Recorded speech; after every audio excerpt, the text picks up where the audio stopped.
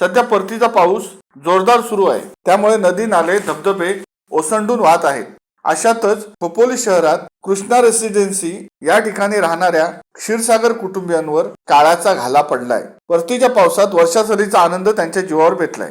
खोपोलीचा Zenith धबधबा पर्यटकांसाठी खास आकर्षण आहे. मात्र परतीच्या पावसात अचानक धबधब्याचे पाणी वाढल्याने क्षीरसागर कुटुंबीय पाण्यात अडकले होते. यामध्ये 7 जणांचा समावेश होता. या कुटुंबातील स्वप्नाली क्षीरसागर ही 22 वर्षीय युवती पाण्याच्या प्रवाहात वाहून गेले. स्वप्नालीचा भाऊ धनंजय क्षीरसागर आणि स्वप्नाली हे सोबत वाहत होते. मात्र वाहत असताना त्यांनी एका जाळीला पकडले. यावेळी स्वप्नालीचा हात जाळीतून सटकला आणि ती थेट जोरदार पाण्याबरोबर पुढे वाहत गेली. यामध्ये स्वप्नालीचा मृत्यू झाला. 3 तासाच्या रेस्क्यू नंतर स्वप्नालीचा मृतदेह सापडला. याबाबत खालापूर तालुक्याचे तहसीलदार अभय चव्हाण, उपविभागीय पोलीस अधिकारी विक्रम कदम, खोपोली पोलीस स्टेशनचे पोलीस निरीक्षक शीतल राऊत यांनी या दुर्घटनेबाबत शोक व्यक्त केलाय.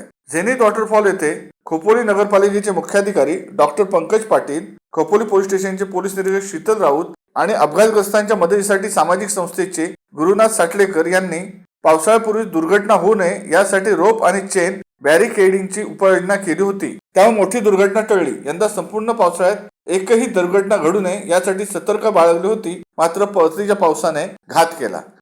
शिवसत्ता टाइम्ससाठी खलील सुर्वेसह धम्मशील सावंत, खोपोली. दे धडक बेधडक वृत्त देणाऱ्या आपल्या शिवसत्ता टाइम्स न्यूज चॅनलला लाल बटन दाबून सबस्क्राईब करा आणि बेल आयकॉनला क्लिक करायला विसरू नका.